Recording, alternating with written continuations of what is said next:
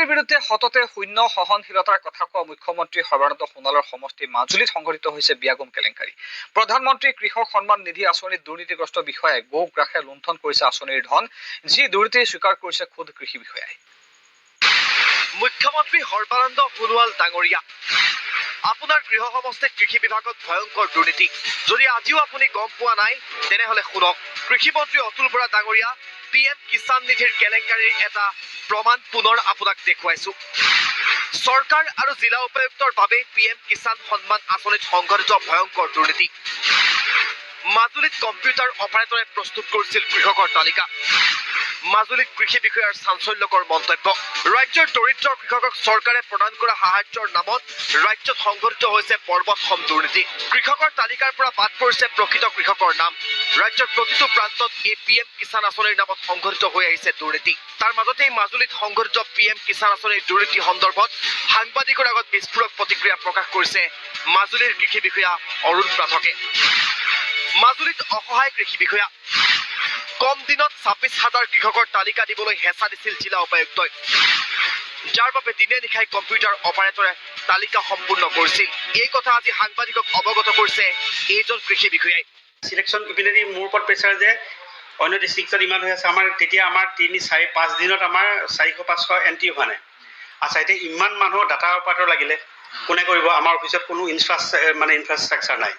গতিকে আমাক ক'লে তেওঁ যোৰহাটৰ পৰা ব্ৰাঞ্চ মেনেজাৰ CSC, মানে আমাৰ যিটো কমন ছাৰ্ভিচ চেণ্টাৰক অৰ্ডাৰ দিলে।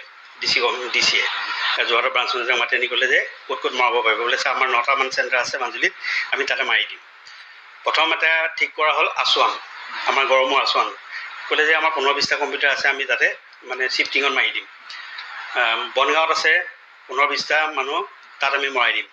তাৰপিছত আমাৰ কমলাবাৰীত আছে এটা, তাত 4-5জনে মাৰে। ব্লক অফিচত আছে, তাতে মাৰে। তাৰপিছত উজনি মাজুলী ব্লকত এটা 2টা ল'ৰাই মাৰে। ৰঙাচাহীত এটা আছে, আৰু জেঙেৰাইত এটা ল'ৰা আছে। এটা 9টা চেণ্টাৰত আমি যিমান, তাত আৰু চাবলৈ কাৰো সময় নাই, যিহেতু আমাৰ মানুহ 6জন। কোনো এগ্ৰিকালচাৰ ডেভেলপমেণ্ট অফিচাৰ নাই, কোনো ছিনিয়ৰ এগ্ৰিকালচাৰ ডেভেলপমেণ্ট অফিচাৰ নাই, কোনো SDO নাই, মই অকলে আৰু মোৰ এইয়ে 6জন। গতিকে 20টা পঞ্চায়তৰ মানুহ 6জন, এজন VLWয়ে 4টা, 5টা, 6টা গাঁও পঞ্চায়তৰ চহী কৰিব লাগে। আচ্ছা, তেওঁতো ইটছ এণ্ড এভৰি ফাৰ্মাৰ চিনি নাপায়।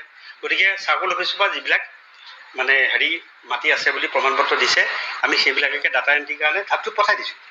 গতিকে আমি 9টা চেণ্টাৰত ডেইলি আমি আমুকলে, তেওঁলোকে কৈছে যে আমাৰ সেইটো তাতেইতো গোটেই আৰম্ভণিটো হৈ গ'ল।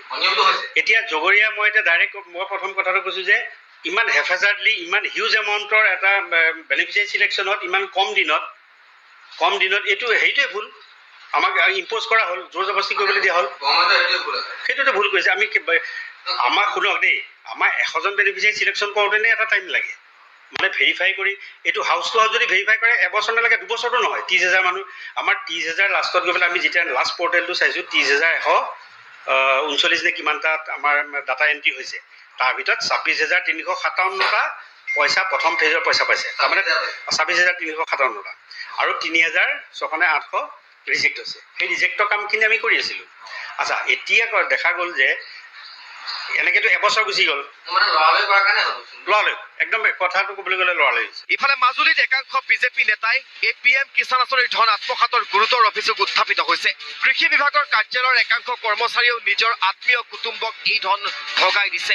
অনলাইনত PM কিষাণ সন্মান নিধি উপলব্ধ হোৱাৰ পাছতেই এতিয়া সকলো তথ্য পোহৰলৈ আহিছে। মানে বহুত দুৰ্নীতি চলিছে। কৃষকৰ নামত যিখিনি পইচা আহিছে, তাৰ স্বত্বত যিখিনি মানুহে পাব লাগে প্ৰকৃত কৃষক, সেইখিনি মানুহে পাবলৈ সক্ষম হোৱা নাই। আপোনাৰ যিখিনি চাকৰিয়াল আছে, যিখিনি মানে সিহঁতক সভানেত্ৰী পৰিয়াল কেন্দ্ৰিকেই হৈছে। এতিয়া ক'বলৈ গ'লে মানে প্ৰত্যেক ঘৰতে 3-4জন সদস্যই নামভৰ্তি কৰি মানে চৰকাৰী চাকৰি থকা মানে পাবলৈ সক্ষম হৈছে। চাকৰি থকা মানুহ মানে ধৰক আমাৰ মানে গাঁৱত তদন্ত কৰিলে ওলাই পৰিব গোটেইখিনি। মানে আপোনাৰ ক'বলৈ গ'লে মানে সিহঁতৰ ঘৰৰ মানে অঙহী বঙহী বেছি সংখ্যক মানুহ আছে, সভানেত্ৰী মানে যিখিনি প্ৰকৃত কৃষক সেইখিনিয়ে পাবলৈ সক্ষম হোৱা নাই। পথাৰত কাম কৰি থাকোঁ, ফৰ্ম আমাক খবৰে নিদিয়ে, কিন্তু তলে তলে তেওঁলোকে ফৰ্মবিলাক পুৰাই পেলাই চব চৰকাৰী বস্তুবোৰ পায়। মই এটা সাধাৰণ পৰিয়াল, মোৰ এটা বাচ্চা 12 বছৰীয়া, এটা 9 বছৰীয়া ল'ৰা পৰিয়াললৈ মই এটা টিপাল বেৰ দি পেলাই ধুমুহা বতাহত মই আশ্ৰয় লৈ আছোঁ, কিন্তু তেতিয়াও মই চৰকাৰৰ বস্তু একো বিচৰা নাই। কিন্তু এতিয়া এই কৃষকৰ পইচাকেইটা, প্ৰকৃত কৃষক মই, সেই পইচাকেইটা নোপোৱাৰ পৰা মোৰ গাঁৱৰ বহুতজন বৃদ্ধ মানুহো মোক তেখেতসকলে বচাবলৈ দুখ কৰিছে, কিন্তু মই এতিয়া ক'ত পাম সেই পইচাকেইটা, ক'ত বিচাৰি পাম, ক'ত কি কৰিম, মই সেইখিনি একো তাৰমানে উপায় পোৱা নাই। আজি এয়া তেওঁ আপোনালোকৰ ওচৰত মই প্ৰাৰ্থনা জনাইছোঁ যাতে এই পইচাকেইটা আমি অতি সোনকালে পাওঁ আৰু আপোনালোকে সুব্যৱস্থা কৰি আমাক পইচাকেইটা দিয়াৰ ব্যৱস্থা কৰক। এইগৰাকী কৃষি বিষয়াৰ মন্তব্য শুনাৰ পিছত এই আঁচনিৰ নামত যে এক ভয়ংকৰ কেলেংকাৰী সংঘটিত হৈছে সেই কথা স্পষ্ট হৈ পৰিছে। মুখ্যমন্ত্ৰী ডাঙৰীয়া, আপুনি দুৰ্নীতিৰ বিৰুদ্ধে শূন্য সহনশীলতাৰ কথা কয়, কিন্তু আপুনি জানেনে আপোনাৰ গৃহ সমষ্টিত কিমান দুৰ্নীতি হৈছে?